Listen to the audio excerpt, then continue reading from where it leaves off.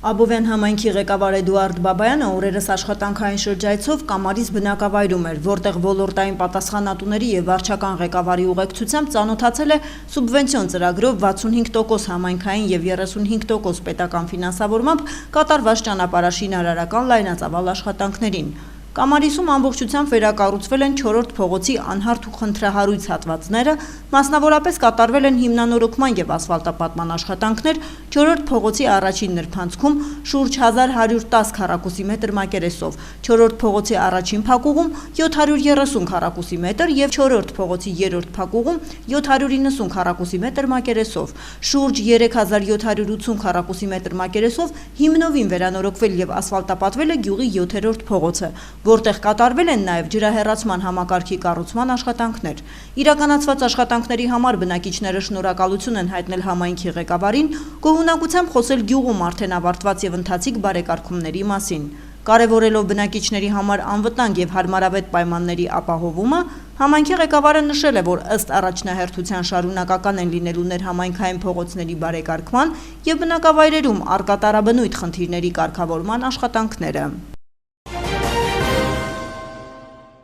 Կառավարության սուբվենցիոն ծրագրերով ակունք համայնքի բոլոր բնակավայրերում հիմնանորոգվում են ներհամայնքային ճանապարհներ, կառուցվում է նոր կոյուղի, անցկացվում է ջրամատակարարման համակարգ։ Կառավարության սուբվենցիոն ծրագրերով Կոտայքի մարզի ակունք համայնքում լայնածավալ շինարարական աշխատանքներ են իրականացվում։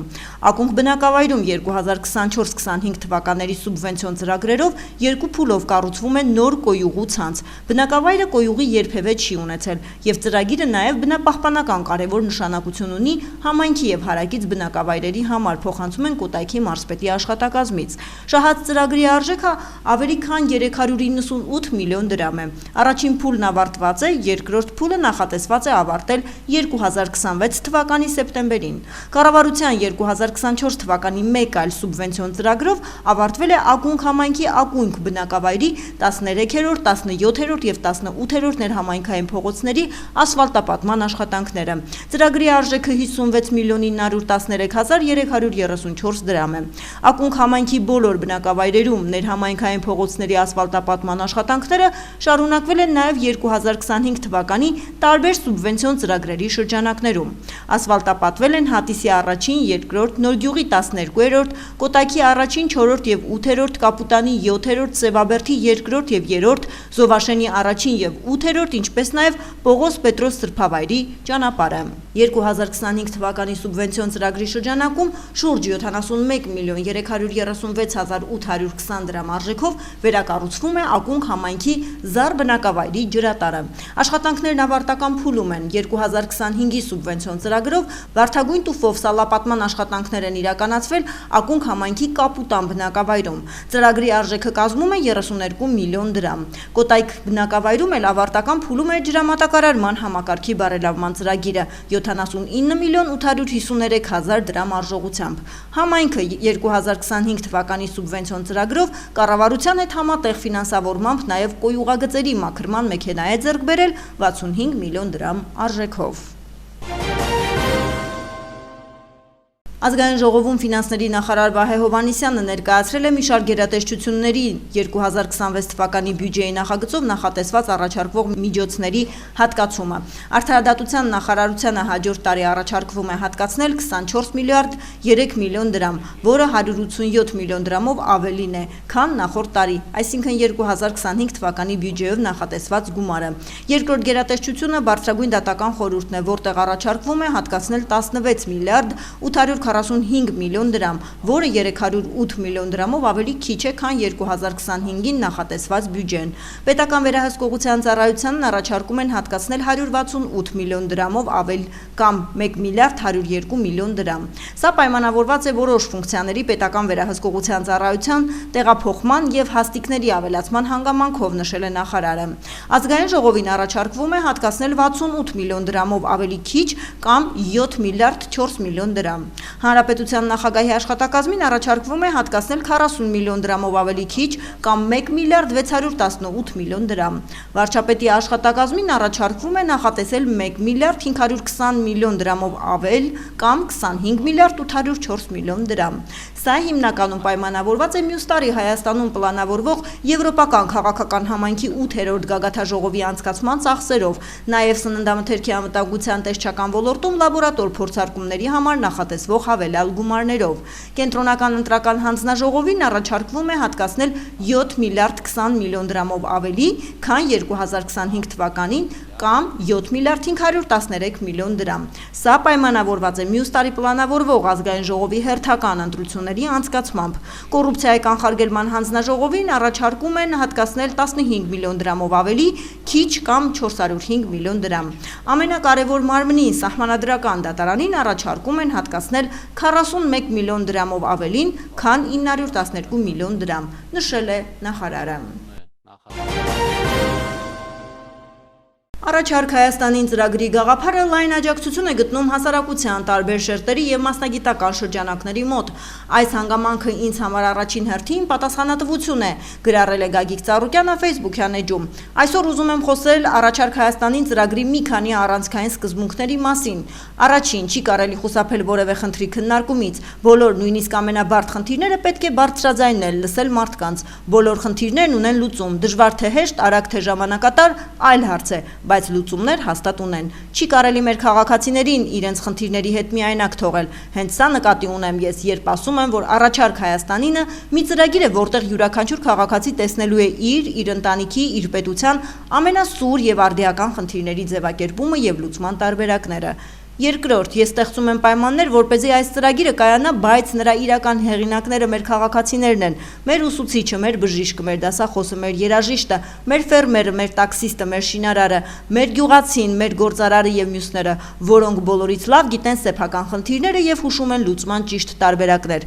Այս ծրագրի հեղինակները ոլորտային լավագույն մասնագետներն են ու սրտացավ մարդիկ։ Ու սա վստահաբար ասում եմ, վերկուսակցական ծրագիր է, ուղղված մեր ընդհանուր բարօրությանը։ Երորդ, մեր ժողովրդին խաբել հնարավոր չէ։ Մարդիկ այնքան բան են տեսել, զգացել, հասկացել, որ չեն հավատում կեղծ խոստումներին։ Եթե բան ես խոստանում, ուրեմն դրա լուծման տարբերակները պիտի իմանաս, հնարավորությունները նախապես հաշվարկած լինես։ Չի կարելի մարդկանց կերակրել սիրուն, բայց կեղծ խոստումներով։ Իրականում, եթե լավ մտածենք, խաբելու ինչ կարիք կա, եթե մարդկանց հուզող, մտահոգող բոլոր հարցերն ունեն իրական լուծումներ։ Դրանք կարող են հեշտ լուծումներ չլինել, սակայն հենց նման դեպքերի համար մենք ունենք լավ մասնագետներ, ունակ, գիտելիք ու փորձ ունեցող մարդիկ, նոր կրթված երիտասարդ կադրեր, եւ հենց դժվար լուծումների համար է պետք մարդկանց իրական վստահությունը։ Պետք է ազնիվ ու բաց ճակատով խոսել մարդկանց հետ, քննարկել բոլոր բարդ հարցերը, լսել նրանց առաջարկները։ Այո, այս ծրագիրը կազմվելու է քաղաքացիների ուղիղ մասնակցությամբ եւ Հայաստանի ու Սփյուռքի լավագույն մասնագետների ներգրավմամբ, եւ այդ գործը մենք արդեն սկսել ենք, եզրափակել է Գագիկ Ծառուկյանը։ Ամերիկայի Միացյալ Նահանգների կառավարությունը նախատեսում է ստեղծել առաջին աշխատանքային խմբերը Ադրբեջանի եւ Հայաստանի հետ մինչեւ այս տարվա վերջը։ Այս մասին Միացյալ Նահանգների պետդեպարտամենտը հայտնել է ռեպորտ Միացյալ Նահանգների բյուրոյին։ Նրանք նշել են, որ Միացյալ Նահանգների կառավարությունը շարունակում է խորացնել համագործակցությունը Ադրբեջանի եւ Հայաստանի հետ, հիմնվելով ձեռք բերված պայմանավորվածությունների վրա։ Միացյալ Նահանգները հանձնառու է իրականացնել օգոստոսի 8-ին Վաշինգտոնում ստորագրված պատմական համատեղ հռչակագրերն ու փոխըմբռնման հուշագրերը եւ կապահովի երկու կառավարությունների հետ առաջին աշխատանքային խմբերի ստեղծումը մինչեւ տարեվերջ, հայտարարել է Միացյալ Նահանգների պետդեպարտամենտը։ Պետդեպարտամենտը նաեւ դրական է գնահատել Ադրբեջանի եւ Հայաստանի միջեւ ընթացող երկխոսությունը եւ վերջին գործնական քայլերը։ Այն նշել է, որ Միացյալ Նահանգների կառավարությունը ուշադիր հետևում է Ադրբեջանի եւ Հայաստանի ներկայացուցիչների միջև հանդիպումներին եւ ձեռք բերված պայմանավորվածությունների իրականացմանը։ Մենք ողջունում ենք Ադրբեջանի եւ Հայաստանի պաշտոնյաների միջև վերջերս տեղի ունեցած իմաստալից քննարկումները սահմանների սահմանազատման, ականազերծման եւ թրիփ նախագծի աջակցության համար ենթակառուցվածքների զարգացման վերաբերյալ, նշել է պետդեպարտամենտը։ Այն նաեւ ողջունում է Ադրբեջանի վերջին որոշումը թույլատրել բեռների տարանցումը իր տարածքով դեպի Հայաստան, ինչպես նաև երկու երկրների քաղաքացիական հասարակության ներկայացուցիչների հանդիպումը Երևանում։ Ըստ Պետդեպարտամենտի Միացյալ Նահանգների գլխավորած նախաձեռնությունները զուգորդված այս ջանքերի հետ կգրավվեն մասնավոր ներդրումներ եւ կբերեն բարգավաճման նոր դարաշրջան Ադրբեջանի, Հայաստանի եւ այլ երկրների համար։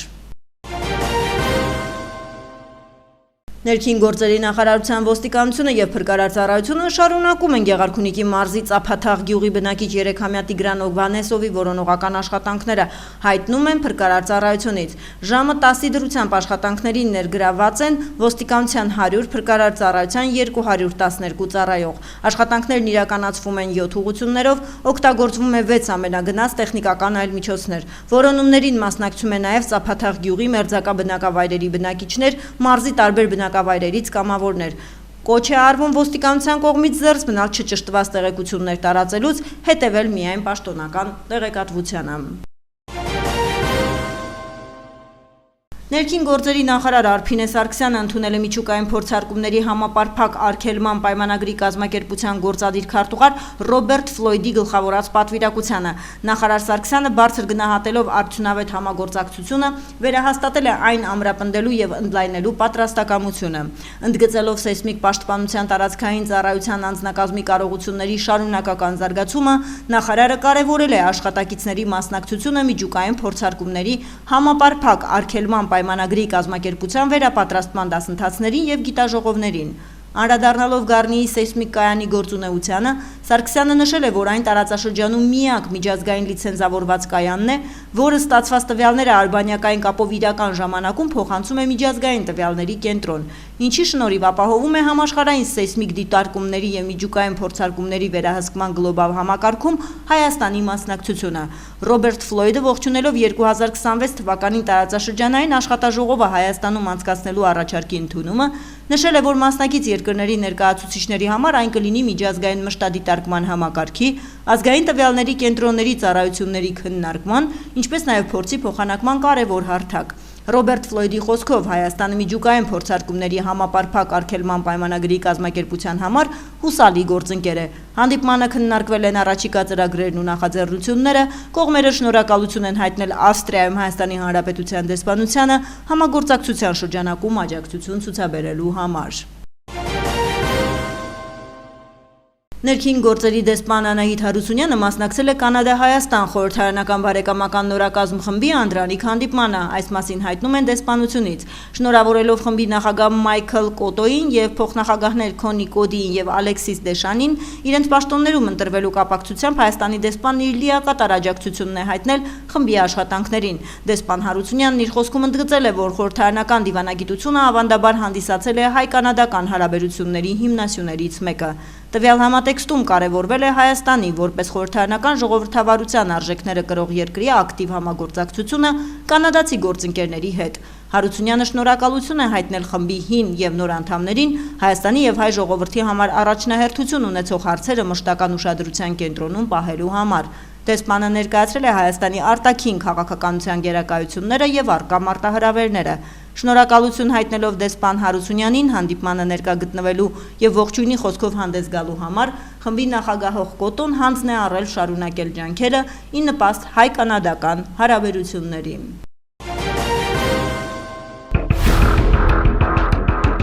Սոցիալական տարբեր կայքերում բազմաթիվ են տարատեսակ, այսպես ասած, գայթակղիչ հայտարարությունները, որոնցով քաղաքացիներին առաջարկում են կատարել արտարժույթի, մասնավորապես ռուբլու փոխանակում առավել բարձր արժեքով, քան տարադրամի փոխանակման կետերում։ Խարդախության սխեման հետևյալն է. հանցավորները նախ վարձում են թանկարժեք ավտոմեքենա, որի վարորդին պատվիրում են գնալ երկկողմանի ելումուտ ունեցող առևտրի որևէ կենտրոնի տարածք։ Արտարժույթ փոխանակել ցանկացող անձին եւս խնդրում են մոտենալ նույն վայր։ Հեռախոսակապի միջոցով հանդիպեցնում են վարձույթով ավտոմեքենայի վարորդին եւ արտարժույթ փոխանակել ցանկացող անձին, որին հանցավորը նախապես ասած է լինում, թե ինքն իբրև շատ զբաղված է եւ գումարը կվերցնի իր մտերիմը, նկատի ունենալով վարորդին, որը առևտրի կենտրոնի տարածքում կփոխանակի գումարն ու կվերադառնա։ Ուստի անհրաժեշտ է գումարը տալ նրան ու սպասել ավտոմեքենայում։ Վարորդը վերցնում է փոխարկվող գումարը, մտնում է առևտրի կենտրոն եւ չի վերադառնում։ Խարդախից ուղակում հայտնված անձը թանկարժեք ավտոմեքենայում սպասելով չի էլ մտածում, որ դա վարձույթով վերցված է, կամ էլ վարորդն էլ ամենևին էլ հանցավորի մտերիմը չէ։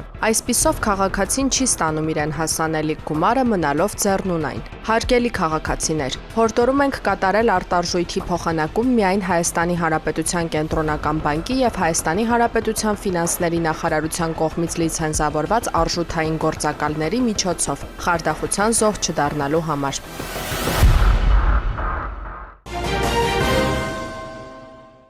Քրեական ոստիկանության Երևան քաղաքի վարչության թմրամիջոցների ապօրինի շրջանառության դեմ պայքարի բաժնի ծառայողների օպերատիվ հետախուզական միջոցառումների արդյունքում հոկտեմբերի 27-ին Չեխովի փողոցում հայտնաբերվել, ձերբակալվել եւ վարչություն է տեղափոխվել Արարատի մարզի Հայանիստ գյուղի բնակիչ 58-ամյա մի տղամարդ։ Նա հոկտեմբերի 8-ից համայնքային ոստիկանության Չարենցավանի բաժնի կողմից հետախուզվում էր առանց իրացնելու նպատակի թմրամիջոցների, հոգեմետ նյութերի, դրանց պատրաստուկների կամ դրանց համարժեք նյութերի կամ պրեկուրսորների ապօրինի շրջանառության մեղադրանքով, խափանման միջոցը կալանք։ 58-ամյա տղամարդը ներկայացվել է համայնքային ոստիկանության Չարենցավանի բաժին։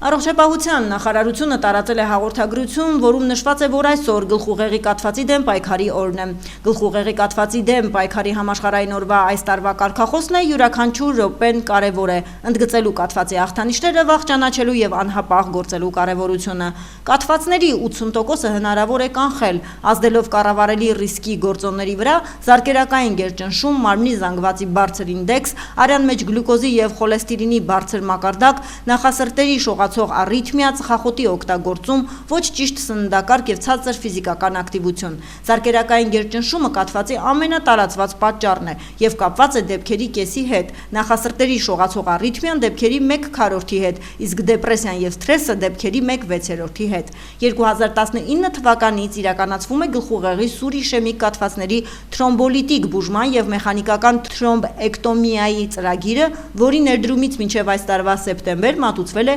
4188 ծառայություն։ Ծրագիրը գործում է Երևանում, 4 բժշկական կենտրոնում, Գյումրիում եւ 2024 թվականից Վանաձորում։ Առաջիկայում նախատեսվում է ծառայության ներդրում նաեւ Սյունիքի մարզում։ Պետության կողմից երաշխավորված անվճար բժշկական օգնության շրջանակում բնակչության բոլոր խմբերը կարող են օգտվել նորագույն տեխնոլոգիաներով մատուցվող սուր եւ ենթասուր իշեմիկ կաթվածների բուժման ծառայություններից։ Կաթվածի կլինիկական նշանների ի հայտ գալուց մինչեւ 24 ժամվա ընթացքում ներառյալ տեղափոխման ժամանակահատվածը։ Ծառայությունը մատուցած բժշկական կենտրոնում իրականացվում է նաև պացիենտի հսկողություն հիվանդանոցից դուրս գրման առաջին, 6-րդ եւ 12-րդ ամիսներին, ներառյալ նյարդաբանական գնահատում, լաբորատոր եւ գործիքային հետազոտություններ, ըստ բժշկական ցուցումների անվճար։ Հոկտեմբերի 24-ին Հրազդան համայնքում անցկացվել է հրամանատարաշտաբային ուսումնավարժանք, բնակչության պաշտպանության միջոցառումների կազմակերպումն ուժեղ երկրաշարժի դեպքում թեմայով։ Մասնակցել են ներքին գործերի նախարարության, փրկարար ծառայության եւ ոստիկանության, շտապօգնության, մարզային եւ համայնքային ծառայությունների ու համապատասխան կազմակերպությունների աշխատակիցներ։ Ուսումնավարժանքի ընթացքում խաղարկվել է 6-ից 7 բալ ուժգնությամբ երկրաշարժի սցենար, ինչին նախորդել է ըստ գործունեության ոլորտների մասնակիցների կողմից իրականացվելիք միջոցառումների քննարկում։ Գործնական հատվածում իրականացվել են պայմանական տուժածների տարհանման, փլատակներից դուրսբերման, հրդեհաշիջման, փրկարարական հատուկ միջոցների կիրառմամբ շինությունների տարբեր հարկերից մարդկանց իջեցնելու, առաջին բուժօգնության եւ անհետաձգելի վթարավերականգնողական աշխատանքներ։ Ուսումնավարժության նպատակը ուժեղ երկրաշարժի դեպքում բնակչության պաշտպանության միջոցառումների վերաբերյալ որոշումներ ընդունելիս մասնակիցների ունակությունները ստուգելն ու որոնողափրկարարական եւ անհետաձգելի վթարավերականգնողական աշխատանքների ժամանակ գործնական հմտությունները կատարելագործելը, ինչպես նաեւ պետական կառավարման մարմինների, տեղական ինքնակառավարման մարմինների, համապատասխան ծառայությունների եւ կազմակերպությունների հետ համագործակցությունը զարգացնելն ու ամրապնդելն էր։ Ուսումնավարժությունը հերթական անգամ փաստեց, որ համակարգված գործողությունները, պատրաստված անձնակազմը եւ արդյունավետ համագործակցությունը հնարավորություն են տալիս հաջողությամբ կառավարել ամենաբարդ ճգնաժամերը եւ ապահովել բնակչության անվտանգությունն ու պաշտպանվածությունը։ Փրկարար ծառայությունից տեղեկացնում են հանրապետության տարածքում ավտոճանապարհները հիմնականում անցանելի են։ Կորեայի ձորի ճանապարհի հիմնանորոգման աշխատանքներով պայմանավորված հաշվի առնելով քարաթափման վտանգն օգոստոսի 19-ից ճանապարհը ժամանակավորապես փակ է երթևեկության համար։ Ստեփանցմինդա-Լարս ավտոճանապարհը բաց է բոլոր տեսակի տրանսպորտային միջոցների համար։ Հիդրոթերևութաբանության և մոնիտորինգի կենտրոնից հաղորդում են. մարզերում հոկտեմբերի 30-ի գիշերը շրջանների զգալի մասում սպասվում են տեղումներ, լեռնային շրջաններում թաց ձյան, հովտային շրջաններում անձրևի տեսքով, առանձին վայրերում տեղումները կլինեն հորդառատ։ Հոկտեմբերի 30-ից 3-ը 31-ին, նոյեմբերի 1-ից 3-ին սպասվում է առանց տեղումների եղանակ, քամին հարավ-արևմտյան 2-ից 5 մետր վարկյան արագությամբ։ Օդի ջերմաստիճանը հոկտեմբերի 29-ից 3-ը 30-ին կնվազի 6-ից 9 աստիճանով, նոյեմբերի 1-ից 3-ին աստիճանաբար կբարձրանա 2-ից 4 աստիճանով։